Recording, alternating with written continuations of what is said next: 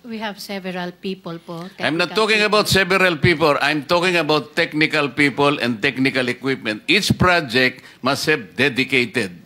Dito muna tayo mag-focus sa 5.02 billion from 2022 to 2025. Saan po itong mga flood control projects na ito makikita? Mostly sa CAR po, Your Honor. Lahat ito, Cordillera region? With yung may nearby provinces lang po sa may La Union at Pangasinan. Pero mostly po sa CAR region po. Direktahan na kita, ma'am. Itong flood control projects niyo na ito, na 5.02 billion pesos. Mayroon bang ghost project nito? Wala po, Your Honor. So kung isa-isahin natin yan, puntahan natin from lahat ng ginawa nyo, from 2022 up to 2025, wala talaga tayong ma-identify na ghost project. Wala po, Your Honor. So, thank you for that answer. I hope so na wala. Otherwise, kung may makita tayo later on, you are under oath. I suppose you know the consequences. Yes po, Your Honor. Thank you, ma'am. Thank you. At Thank you po. Gaan yung pick up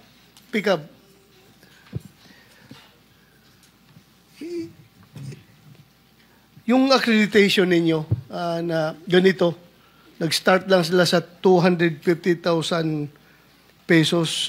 Hindi kayo nagulat na within a span of 2019, tapos pagdating ng 2022, 3 years. 2019 to 2022, 3 years. Biglang nakakuha sila ng billion na projects. Hindi ba kayo nagtataka nito? Your Honor, PICAP doesn't have an idea regarding the projects that a certain company secures. Like I said, we are not... Di ba kayo ang mag-accredit ng ano yun, yung 1 star, 2 star, 3 star, 4 star, gano'n ba yun? Yes, sir. We do the accreditation in terms of category and ARCC. But it is the basis for the implementing agency to qualify that particular contractor on the basis of the categorization and the ARCC. Categorization from E to quadruple A is a measure of the capacity of a contracting company. But like medium A, small a, large B is a measure of the capability of the company. So that means that even if you are a quadruple A company, if your ARCC is small a, then you cannot do billions and billions of projects. And for example, medium A is only until 150 M. So that is on a per contract basis, Your Honor. So every time they bid, they're only allowed to bid for a project until 150 M. Chairman, Thank you. I think the Yes. question of Senator Bato, with a company having a 250,000 paid up capital, that very minuscule amount paid up capital doesn't come into the picture in issuing a categorization for her license?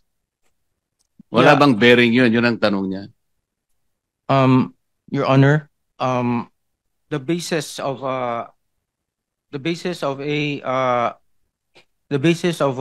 financial of a worth of a company is based on its net worth. Yeah, its net worth in 2019 was 39,484,000.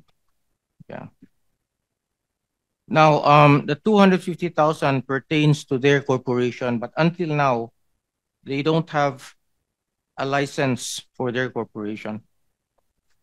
What do you mean? What corporation? Itong Samidan, Your Honor. Samidan? Yeah. Walang lisensya ito? No, they have sole proprietorship, Your Honor. They do not have a license for their corporation. Is that correct, ma'am? Okay. So you are saying that even a sole proprietorship can be given license by the PICAB, Yes, Your Honor. There is no prohibition. notwithstanding the fact that he or the company has only 250,000 paid up capital, according to Senator Bato. First of all, what is the category of your license? If I may explain it po. Hindi, anong category nyo ba? General Engineering A. But we are not using the corporation po. We are using the sole proprietorship. The corporation. Yeah, I has think no- that's very clear already. Yes. Wala pa kayong lisensya. So ang ginagamit nyo is sole proprietorship. Ang tinatanong namin, ano pong category ng inyong lisensya? It's registered at PICAP as General Engineering A po. A. A po, yes po, Your Honor. So pagka A po kayo, ang allowable range of contract is only 300 million. Tama? Sir, nakakabid po kami according to experience and according po sa sinabi. Doesn't matter kasi merong merong range eh. Yes po. Kapag ka quadruple A ka or triple A up to large B, merong yan eh. That will be 450 billion. Ngayon ang tinatanong kasi Senator Bato, sa nakikita ko, nakakakuha ka ba more than or up to 300 million? Ay, hindi po, Your Honor. Hindi, kasi lalabas ito. Yes, as You are under oath kapag napatunayan na with your category A, nakakuha ka ng more than 300 million, then you will be charged as lying. Baka makontempt ka. So, nakakasiguro ka na hindi ka nakakuha ng 300 million? isang single project po yun, Your Honor. Di ba yan ang Or- usapan, Mr. Chair? Yes, sir. For a category A contractor with an equivalent size range So, of medium B, they can ang bid up sinasabi to niya, 300 hindi siya nakakakuha ng more than 300 million. Tama? Na single project po, Your Honor. Senator Bato? Yeah, ma'am. Just be sure, ma'am, kasi within a span of 3 years, 5.022 billion. Pag didetalyahin natin yan, baka mamaya may lalabas dyan na more than 300. I'm just cautioning you. Kasi pag ang ginawa mo, binrecap mo, ito yung splitting of contract. Halimbawa, 500 million. Ang ginawa mo in cahoots with the DPWH district engineer, 100, 100, 100, o in-split mo yung contract.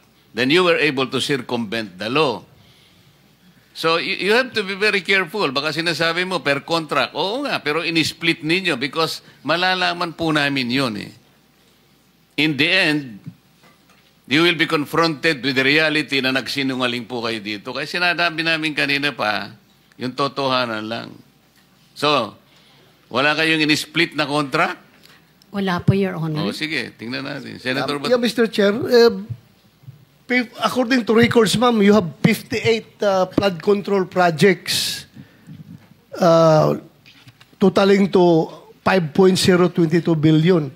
So, siguruhin po ninyo na out of the 58, walang lampas sa 300 doon. Otherwise, 58 flood control projects.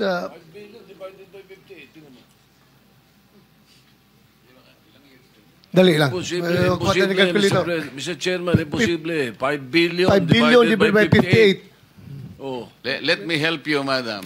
Yes po, Your Honor. Thank you, Your Honor. 2024, ilan po ang flood control projects ninyo? 2024, last year. I'm not aware po sa numbers, but since 20... Hindi po kita matutulungan kung hindi nyo alam. Yeah. 2024, ilan po yung projects ninyo? Lahat? Sa flood control projects po, from 2022 to 2024... Hindi nga 2024 lang para sandali lang tayo.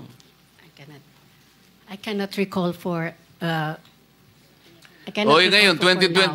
2025, ilan ang pinoprosecute ninyong flood control projects? Sa ngayon pong 2025, wala pong na-award. Wala kayong project ngayon. Sa flood control po, Your Honor. 2024, hindi mo ma-recall. Yes, what I prepared is only from 2022 to 2025 that we have 58 flood control projects po, Your Honor. Were you able to execute several projects at the same time? Halimbawa, sa isang taon, 10 ang inyong ginagawa. Pwede ba yun? Yes po, Your Honor. Okay. Sabihin na lang natin 10 ang projects nyo in 2024. Ilan pong technical people ang hawak ninyo to dedicate them sa 10 projects which you are executing all at the same time? We have several people po. I'm not technical talking people. about several people. I'm talking about technical people and technical equipment. Each project must have dedicated personnel. We Project A, for example, meron kang 5 na engineers dyan. Iba-iba ang katungkulan yan. Hindi mo pwedeng gamitin yon sa ibang project. Yes po, Your O, 10 yun. Sabi kanina, inamin mo, there are 10 simultaneous projects being undertaken by your company. Ang ibig mo ang sabihin, kung 5 tao yon, meron ka 50 engineers? May organizational chart po na nakalagay doon. Madam, Kaya I'm sa- not talking of the organizational structure. We're talking about your ability to execute 10 projects at the same time. Lalong-lalo na, yung iba nasa Mindanao, yung iba nasa Cebu, yung iba nasa Baguio, isa sa Batangas. You cannot do that. Otherwise, magsisinungaling ka dito. Kasi malalaman po natin ito. Kaya ganito yung pagtatanong namin para makita natin.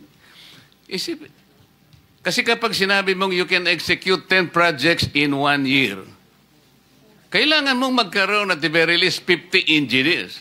Kasi ang gagawin ninyo, yung nakadedicate sa Project A, yun din ang Project B, Project C. Hindi po pwede yun. Sa kontrata po at sa batas, hindi pwede yun. So kung meron kang 100 engineers sa pool mo, nabayaran mo lang ba ng 100,000 na isang... You will have an overhead of about 10 million per month. Hindi kakayanin ng isang kumpanya yun. So lilitaw po at lilitaw. Yun po yung tinatanong ni Senator Bato. Sir, continue. Mr. Chair, 58 within 3 years. So hindi lang 10 yan kung divided by 3 yung 58. Example, ha? Thank you. 10 example lang, sasabit ka na eh.